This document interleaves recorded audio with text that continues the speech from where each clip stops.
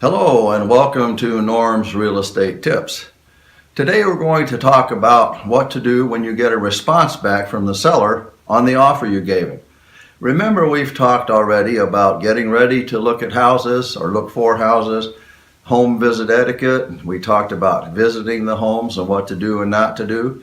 And then we had a three-part series on how to make an offer, going over the documents and process for the offer and some of the tips and strategies that you might want to bake into your offer. Today we're going to deal with how to respond or how to deal with the seller's response to your offer. The seller could just accept your offer, and that's the best of all worlds, because that means you can just go on and move on to the things you need to do to get to the closing table. Everybody's happy at that point, and you can get busy getting things done. More often than not, though, the seller will do something other than that. It could be that he'll do a counteroffer, or it could be that he'll reject your offer. Remember last time we talked about not lobbing lowball offers in and risking the risk of a rejection, but maybe you did that anyway against the advice of your realtor, lobbed a lowball offer in, and now the seller's come back and he's kind of ticked, so he's just rejected your offer. Maybe he wrote rejected across the front of your offer sheet and sent just that back. In any event, that's done. That deal is dead. That offer's dead. You have to start over from scratch, which is one of the reasons we don't like to do that if we can avoid it. More often than not, you'll get some other response. There is a thing called a seller's response to offer. It starts off by saying the seller does not accept your offer. So to a certain extent, it is a rejection of sorts. But then it goes on to say, however, if you were to make the following changes and submit a new offer, the seller would be predisposed to view that offer favorably. So it's a form of counteroffer, but it's not a counteroffer. There's an important difference. The seller has stated right away that he rejected your offer and that a new offer will be required. This type of response does not place the seller in a position of having been locked into negotiations with you, and he can look at other offers and accept them if he wants to. So here you have to go back, look at what the seller wants changed, decide if you want to do that, and make a new offer with your agent. The seller could also counteroffer. Normally a counteroffer is where the seller finds one or two things, usually starts with the price, but doesn't always have to be that he doesn't like. So he crosses those parts out on your offer paperwork, writes in above the cross out the things that he would prefer, and initials that, signs it, and sends it back to you. Excuse me. At that point, it's no longer your offer to buy. It is now the seller's offer to sell. So he's made an offer back to you. Now you have to decide what you want to do about that. You can reject that or counter back or whatever. And in that case, like I say, the seller is not tied into negotiating with you. The seller could just make a counteroffer, or that was what we were talking about, and that does lock him into negotiations with you, as opposed to the seller's response to offer. So that at least keeps him from looking at other offers.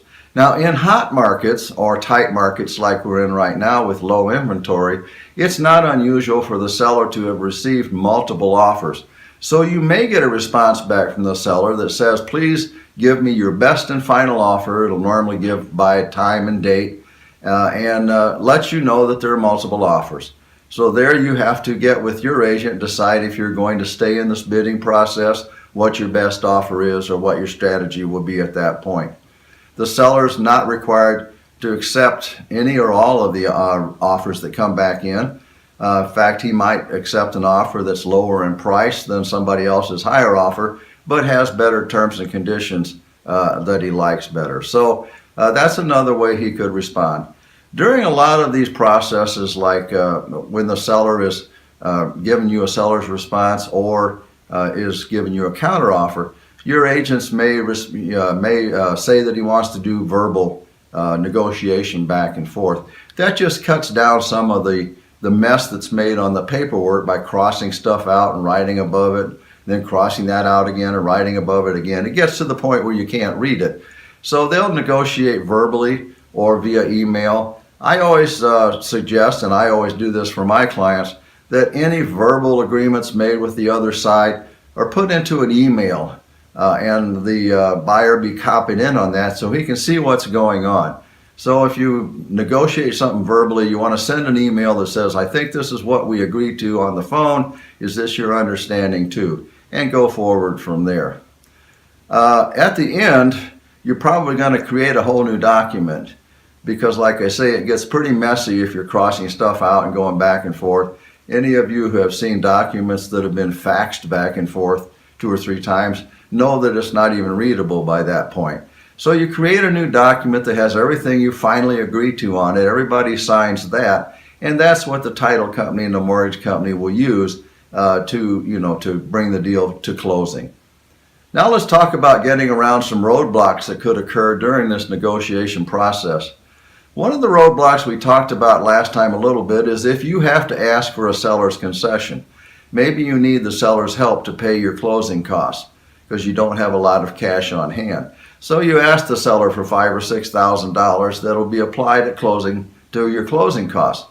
The seller is going to look at that from the standpoint of what does that do to the net that's left for him at the end of the deal.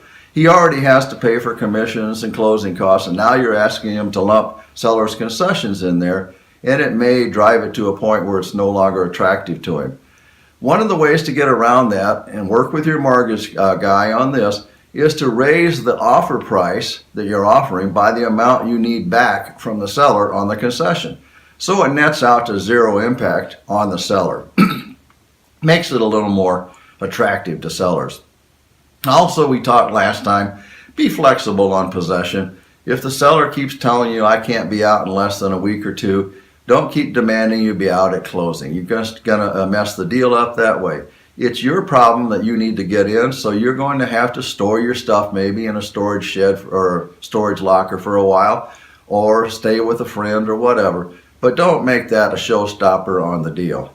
Also, don't make small items the showstopper. I've actually seen $500,000 home deals get hung up and almost go down the tubes over some $400 or $500 item that either the buyer wanted and the seller didn't want to leave, or maybe the buyer had asked for something like a home warranty and the seller didn't want to do that.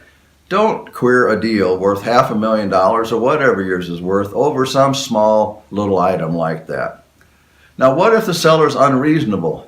Well, you need to know going into negotiations that if you run into an unreasonable seller who won't agree to anything you ask for, you may have to walk away from the deal and go find another house. You can't be expected to just allow yourself to be bullied in to accepting whatever the seller is willing to do. So keep that in mind when you go into it. The best thing is to try to make the negotiations a win-win process, where you get some of what you want, the seller gets some of what he wants, everybody comes away happy, and the deal finally goes to closing. So those are some of the tips that I wanted to pass on to you about how to deal with what happens when the seller comes back with an answer to your offer. Next time we'll deal with some of the things you need to be doing right after you get an offer agreed to get the deal moving towards closing. This is Norm's Real Estate Tips. Thanks for watching.